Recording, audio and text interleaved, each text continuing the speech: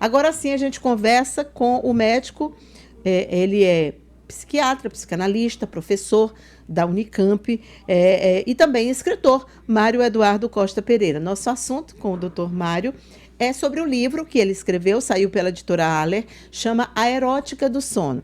E calma, não esperem que a gente vai falar de erotismo do sentido mais literal da palavra, mas, ou pelo menos não como a maioria imagina, mas o que representa o sono nas nossas vidas, né?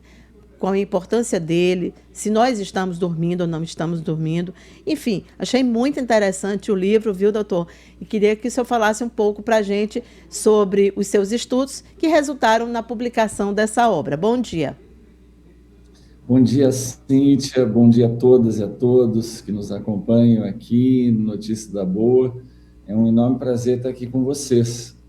E agradeço muito a oportunidade de falar desse livro, desse trabalho, que, na verdade, expressa já uma reflexão que já vem de 2 décadas e que agora se materializa nesse livro, né, Erótica do Sono. Eu, como psiquiatra, né, como professor universitário, como psicanalista, é claro que a questão da insônia é um problema cotidiano na nossa prática, né? Em condições normais, os estudos mostram que em torno de 1/5 a 1/3 da população sofre de sintomas de insônia ou de uma insônia diagnosticada clinicamente.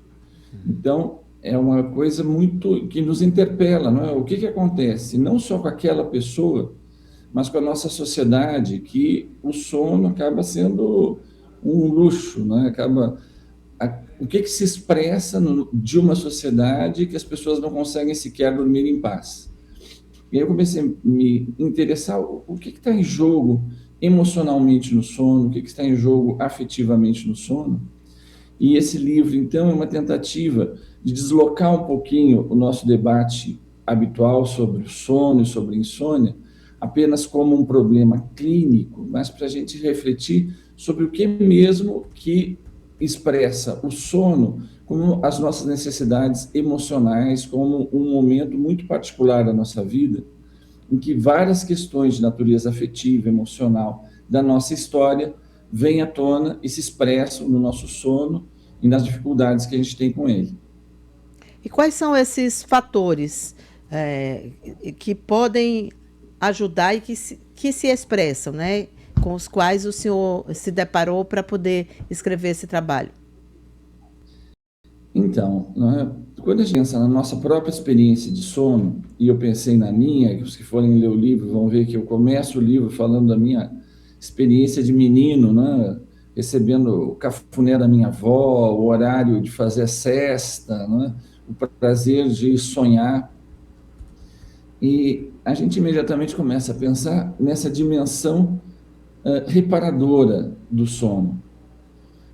Logo, quando a gente é pequeno, né, a gente é recebido. A criança não simplesmente dorme, né, ela dorme nos braços da mãe, ela tem um ambiente especial para isso, ela tem toda uma criação do ambiente de aconchego, de ser embalada, ela tem o acalanto, ela tem a cantiga de ninar, ela recebe na nossa cultura frequentemente o cafuné. Ou seja, tudo é feito para a criança poder se entregar sem medo, sem reservas, a se desligar do mundo e desfrutar de algo que tem a ver com a confiança, que tem a ver com o prazer de simplesmente poder ter um momento de desconectar do mundo e entrar em contato consigo mesmo. E ela entra em contato com esse ambiente, com essa atmosfera de cuidado, de paz, de amor, de simplesmente ser em condições amorosas, em condições tranquilas. Então, o livro é uma reflexão sobre esses elementos, por isso que ela chama de uma erótica do sono, erótica no sentido amoroso, como você falou, né? Que dimensões amorosas, que dimensões de relação com o outro se expressam no sono. O sono é a nossa atividade, talvez a mais egoísta de todas.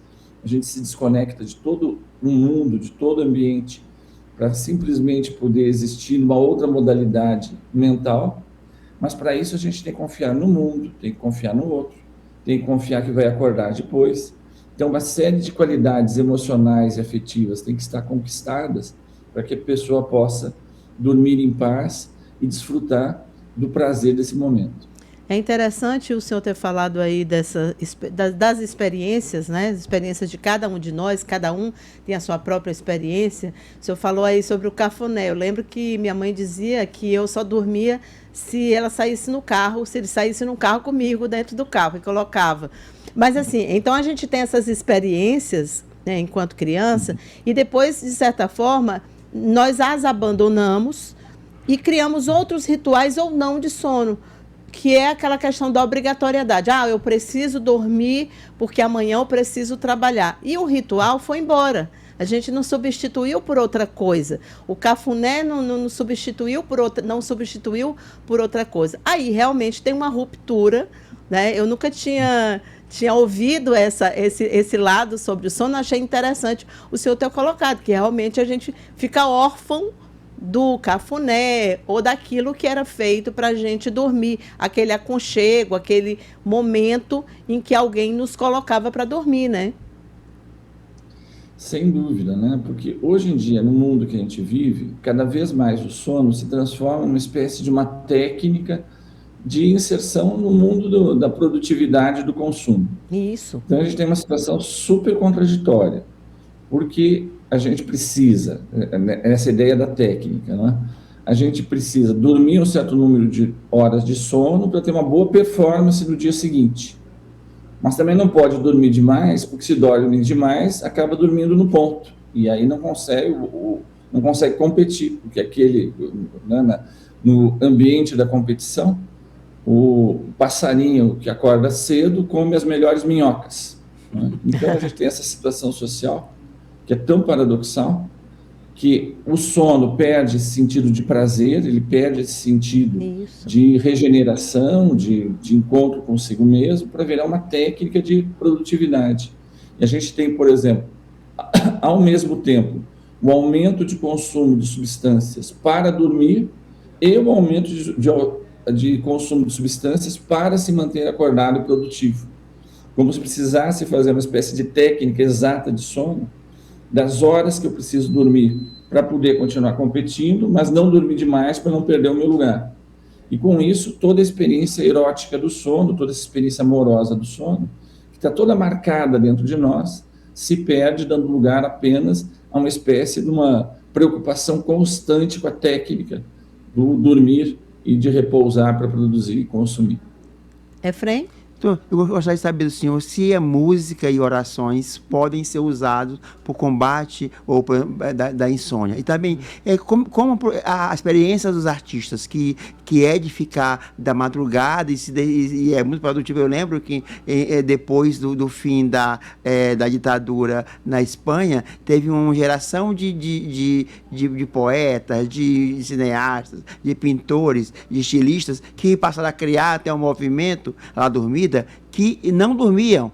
Eles ficavam na rua por um bom tempo e se transformou um período mais artístico, mais fértil lá da Espanha. E também eu queria saber essa questão do som, depois da você música. Faz a terceira para não complica para ele. É a mesma coisa da música, da ser a música, porque eu lembro que o Bach fez uma música para um homem insone, que é a variações de Goldberg, que era para a pessoa ajudar a dormir. Eu queria saber se realmente a música ajuda a pessoa a dormir.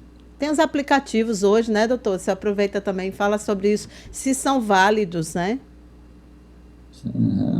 Não, são questões excelentes, né? Porque essa questão, então, da música, da oração, né?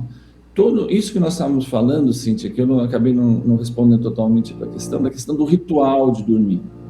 Todo ritual para dormir tem a ver com a construção de um ambiente de paz, de confiança, de aconchego, de reasseguramento.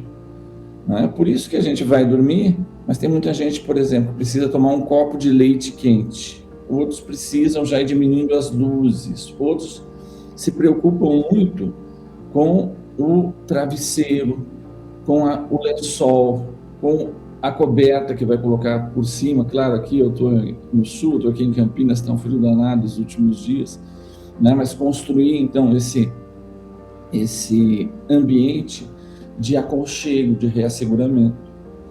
E a música, ela entra muito nessa coisa que a gente aprende desde cedo, porque as cantigas de niná, elas são muito diferentes, né, em todos os lugares do mundo, mas elas têm uma estrutura melódica e harmônica praticamente universal. Elas são sempre estruturas harmônicas, previsíveis, o ritmo e principalmente, né, o andamento, ele é extremamente previsível, ou seja, a criança, ela se sente amparada, ela se sente acolhida naquela musicalidade, ainda mais nessa musicalidade que tem a ver com a voz da mãe, e ela se deixa então embalar, não apenas nos braços, mas também na harmonia e na melodia da música materna. Então, muitas músicas e esses aplicativos, elas contribuem para a criação desse ambiente. Agora, dito isso, a segunda parte da sua pergunta, ela também é muito interessante, porque é claro, né, que essas estruturas que funcionam para todo mundo, também elas são modificadas, né, pela experiência singular, pessoal de cada um. Eu, por exemplo, né, vou falar uma coisa que meus colegas psiquiatras claramente vão discordar de mim. Mas para mim, pessoalmente, eu venho do Rio Grande do Sul, sou gaúcho, então faz parte da minha cultura o chimarrão. Né? O chimarrão tem muita cafeína, ninguém prescreve chimarrão para alguém dormir bem, né, em geral. Mas para mim, né, estou longe da minha terra, às vezes o chimarrão, estou tomando um pouco antes de dormir, e ele me permite dormir, porque ele me lembra lá das minhas experiências de infância, me lembra da minha família e tudo mais. Então, é claro que às vezes tem coisas que são muito contraditórias, né? Digamos, com a técnica de dormir, com a higiene do sono, mas que tem a ver com a vida de cada um. Tem gente que não consegue, né, tá mais inspirado para criar de noite, mas ele vai fazer um outro ritmo de sono, vai ter ele vai ter uma outra modulação do sono e uma outra erótica do sono. Né? Ele tira a noite para esse momento de paz, de recolhimento, de inspiração, e dorme durante o dia. Isso é muito comum. Então, não existe uma fórmula única que vale para todo mundo da maneira de dormir. É claro que as questões de bom senso, elas são necessárias. Ter um ritual para cada um para dormir. Esse ritual tem que ser previsível, aconchegante, repousante, que dê aquela sensação de que pode desligar sem medo do mundo. Então, essas questões são muito necessárias. Mas também existe a fórmula individual que vale para cada um e não vale para todo mundo. Né? A gente está falando agora das variações Goldenberg, né? Elas têm muito disso, desse ritmo, né? E de toda essa construção que é extremamente pacífica, que é extremamente repousante. Então, muitas pessoas recorrem à música, e especialmente essa modalidade de música que eu falei para vocês, quase como uma extensão lá do acalanto materno. Interessante. Olha, tem pergunta para o senhor aqui. Aliás, tem várias perguntas, pessoas, primeiro, estão querendo saber onde encontra o livro. Né? Tem várias pessoas, aí o senhor pode deixar aí também o local. O livro pode ser comprado diretamente pelo site da editora Aller Editora, com 2 L's. Tá certo. A Erótica do Sono, aí você procura lá na Aller Editora. Ela contou aqui uma história interessante. Ela disse que tem um ritual para dormir. Ela diz que o lençol dela, ninguém pode pegar, só ela pode usar o lençol. E aí aquela coisa que o senhor falou, a experiência é individual, não adianta, né? Ela toma remédio para dormir, porque tudo interfere no sono. E precisa acordar cedinho para ir para a academia, trabalhar, ter produtividade. Ela se encaixou, ela disse que se viu aí nesse perfil que o senhor falou, né, que perdeu o prazer do sono. Por isso que ela disse que ela também é uma das que querem comprar o livro, e diz que também tem outra aqui que fala que um método para dormir é ler um livro, um romance, e toda noite lê entre 5 e 10 páginas. Ou seja, né, são relatos de experiências, como o senhor citou agora há pouco. E aí eu queria que o senhor comentasse essa história da higiene do sono, porque fala-se muito sobre isso hoje, né? As pessoas estão buscando profissionais porque não conseguem mais dormir de forma natural. como a nossa telespectadora, precisam recorrer ao medicamento. É possível tirar os medicamentos? Existem técnicas para isso? Então, a higiene do sono, ela é regularmente prescrita pelos médicos, pelos psiquiatras, pelos neurologistas, por todas as especialidades, como eu falei para vocês. A insônia é algo que é tão presente na nossa sociedade que todos os médicos se defrontam diariamente com pacientes que se queixam disso. A higiene do sono é uma tentativa de permitir que a pessoa possa se desconectar um pouco do mundo de uma maneira que é própria a ela, de uma maneira que ela é intuitiva, que ela cria esse ritual em que a pessoa possa ter confiança que pode se desligar do mundo e se entregar para uma outra modalidade de funcionar mentalmente, psiquicamente. Então, cada um cria a sua própria higiene do sono, mas ela tem a ver, geralmente, com criar horários certos para dormir. É muito importante, né? Essa coisa do desligar.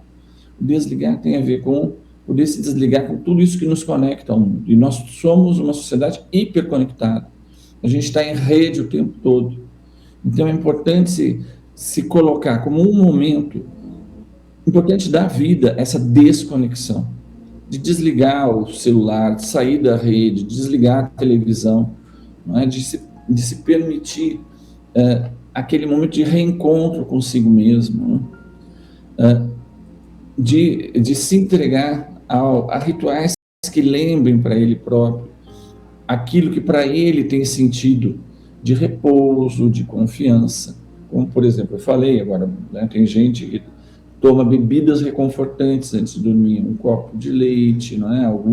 Algo que permita que ele relaxe, não um estimulante, né, mas algo que simplesmente permita ele se lembrar dos momentos bons de desconexão. Preparar o quarto, desligar as luzes. As luzes são muito importantes. O principal estímulo para manter o sujeito acordado é a luz. Então, a diminuição do estímulo luminoso é extremamente importante. Agora, eu falei para vocês, né? Cada um tem as suas próprias marcas, remetem a esse ambiente próprio, singular, de conforto, entrega, segurança, desfrutar. O sono tem essa experiência de desfrutar de uma outra maneira de viver. É o oposto da nossa vida cotidiana. Na nossa vida cotidiana, nós somos sempre solicitados a funcionar como um eu racional, conectado, ligado, e que tem que ficar atento o tempo todo. O sono faz o oposto disso. Agora, eu não vou mais estar sob controle. Enquanto eu estiver dormindo, o mundo tem que confiar que vai ficar tudo em paz, porque eu vou me entregar para uma outra modalidade de existir. E isso vai ser uma experiência boa, reconfortante e agradável. Então, como a gente vive num mundo em que isso é tão contraditório, tão oposto do que a gente vive cotidiana, que a higiene do sono nos ajuda, mas o fundamental é de nós encontrarmos a nossa própria arte de viver, para retomar a questão anterior, né, da arte, da música, em que a gente possa colocar como fazendo parte da vida, não apenas funcionarmos lá como um eu racional da competição, da produção, do sucesso, mas daquele eu que se permite se desconectar um pouco do mundo, se reencontrar com as questões mais profundas de si mesmo. Por isso que para muita gente, a hora de dormir, a hora de colocar a cabeça no travesseiro, tem um valor assim de hora da verdade. Eu desconectei de tudo, eu desconectei da realidade, eu desconectei dos problemas da vida cotidiana, e ele se coloca, então, a questão: mas qual é a minha mesmo? É isso mesmo que dá sentido para a minha vida? Eu estou satisfeito nessa minha maneira de viver, de existir?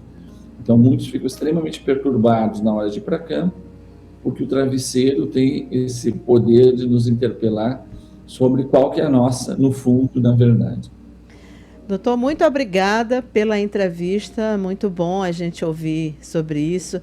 A frase que o senhor falou inicial para mim diz tudo: sono é um luxo, e é isso mesmo, é um momento, e tem que ser esse momento reconfortante, né? Muito obrigada, sucesso com o livro, e só repetindo, quem quiser adquirir o livro do Dr. Mário Eduardo Costa Pereira, A Erótica do Sono, é só entrar no site da editora Aller, Aller com 2 L's. Muito obrigada.